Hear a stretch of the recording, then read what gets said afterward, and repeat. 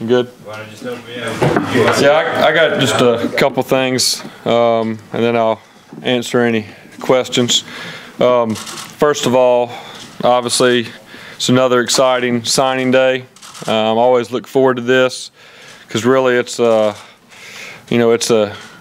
really a beginning to the next stage with these recruits. A lot of these guys we've been recruiting, golly, thinking about Deshaun all the way back 3 years ago.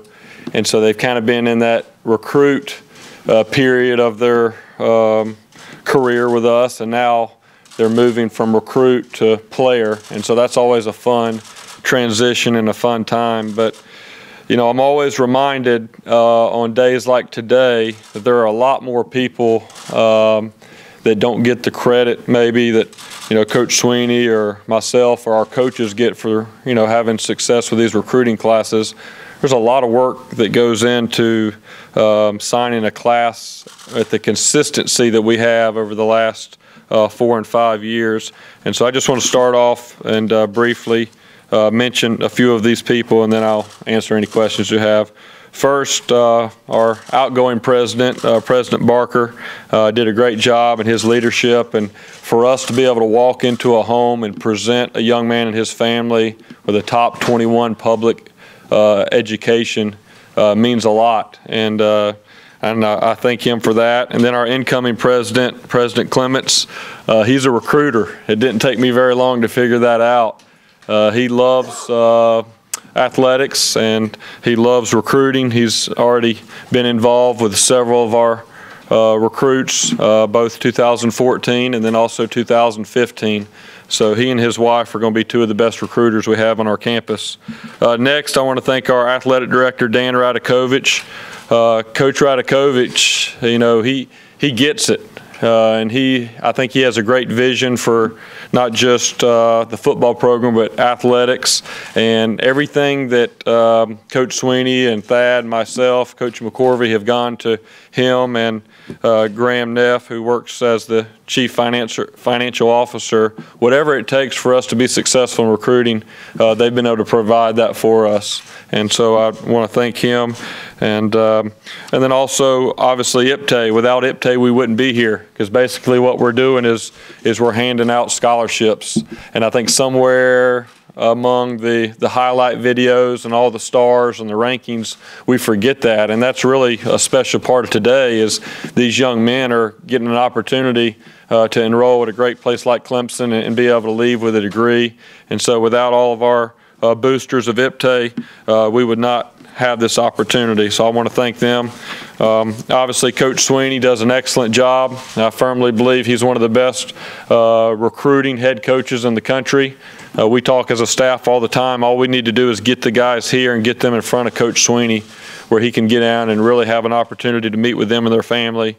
Because if we do that, we're going to have a great shot with these guys. Our assistant coaches work extremely hard. I want to thank them. It has become a 365-day-a-year process, and our coaches work extremely hard, you know, with all the new technology and, you know, anything new that comes our way, our guys are willing to jump in and do it. Graduate assistants, player development coaches do a great job when these guys come on campus. And we talked about Thad Turnipseed. He's been a great addition to the recruiting department, and he's done a really good job of taking some stuff off myself and our other coaches, because recruiting really has become a 24-hour machine, and he's done a good job, and I look forward to working with him.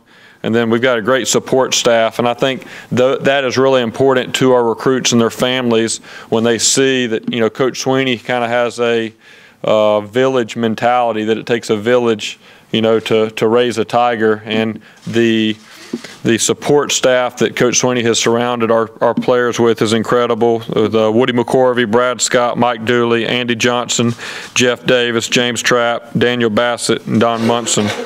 And then the girls that really keep all this thing going, and, you know, we'll call them, and they're helping us change plane flights and rental cars and all those little things that are a big part of the process. Miss Beth Douglas, Jill Wilkes, Jennifer Benton, and Ren Wyndham.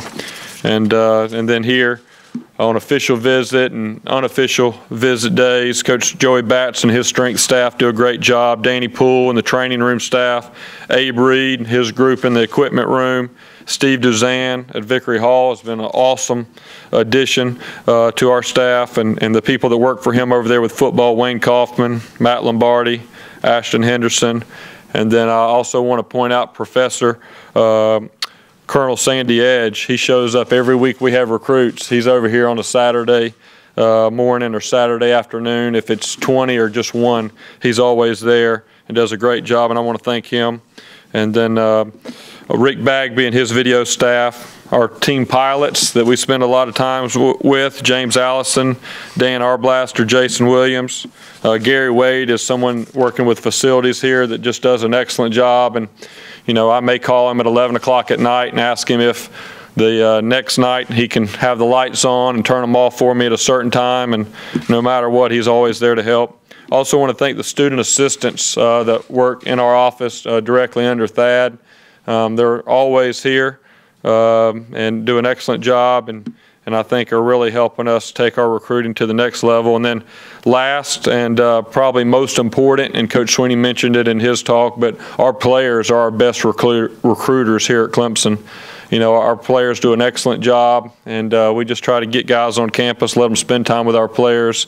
And, you know, and I think the reason our players do a great job is because they enjoy being at Clemson, part of this community, the university, and the football team. So just want to always remember them on this day.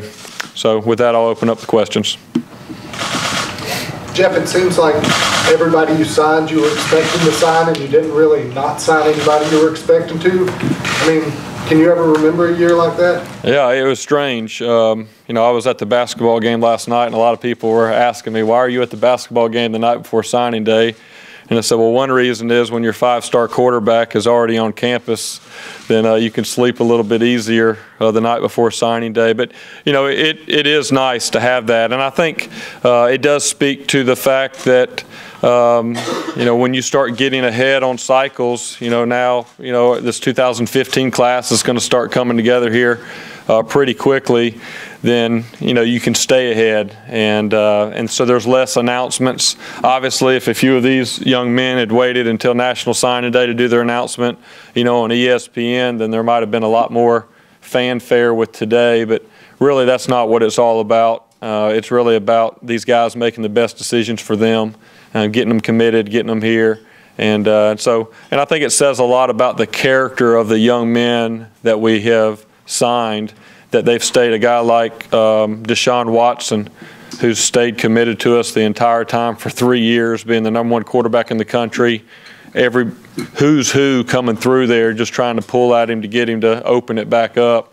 And with none of these guys choosing to decommit, I think it tells us a lot about their character, because we're in a time where I think I read an article last night where there's been a record number of decommits since they've been tracking it in recruiting. So we're in a time where that's becoming a more common occurrence.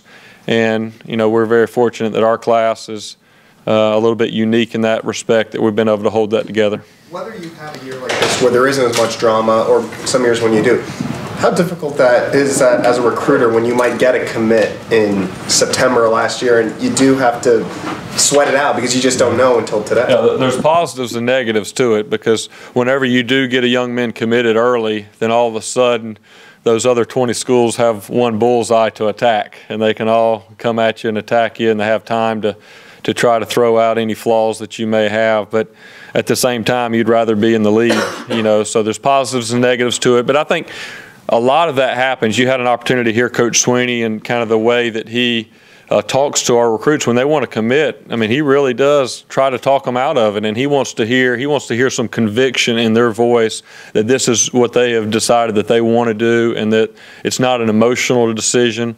And once he feels good enough that they're serious about it and this is what they want to do, then he'll accept it. So I think by vetting a little bit of that out on the front end, it helps you on the back end. But yeah, it's definitely, you know, when you get a young man committed this day and age, you know, you need to start recruiting them harder than you were before they were committed.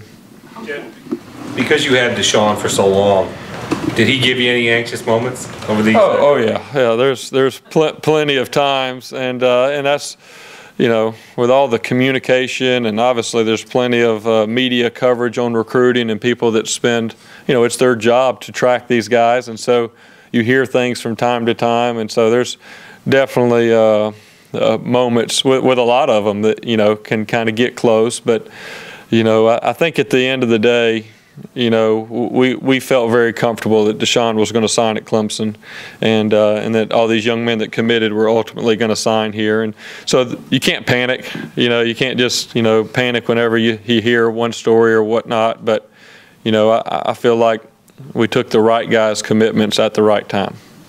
Seems like there's always one great moment out on the recruiting trail, or always one good story. What stands out to you about this past year? Yeah, you know, I'd say the greatest moment for me, and really January has changed so much because we spent January primarily recruiting for 2015. But I would say probably for me personally, the most unique time on the recruiting trail was last week. I was with Coach Morris recruiting in a particular place, and later that evening it just so happened that I'm sitting at a barbecue restaurant, and I've got Coach Morris there, and Rhett Lashley, the OC at Auburn, and Tom Herman, the OC at Ohio State, and the offensive line coach at Ohio State, and then Chris Rump, D-line coach at Texas. And we really didn't plan that out maybe until that day, just ran into each other on the road. And so now we go out and we're competing during the day for all these guys, but then at night we get together and you know, talk football for 3 or 4 hours, and just, you know, I think that was unique, and that's one thing unique about our profession. A lot of times there's so much competitiveness that people want to they think that coaches, when we see each other, that's one of the funniest things is, you know, we go to a practice, we see other college coaches there at the practice, we'll go over and talk to them while we're watching the practice, and sometimes the parents, you know, they can't believe that you would actually talk to the coach from the other team because you're all trying to compete for this young man. But, you know, there's a common bond within the coaching community. And so that was a pretty unique experience, you know, talking a little bit of ball there on the road. But, you know, I think there's a lot of things that happen on the road that probably just need to stay on the road, if I can say that way. How important is the state of Georgia for you guys in your recruiting efforts? And you have a pretty good haul from that state this year in terms of what you do there and building a relationship with the coaches in the state. Well, I think when you look at the Southeast and our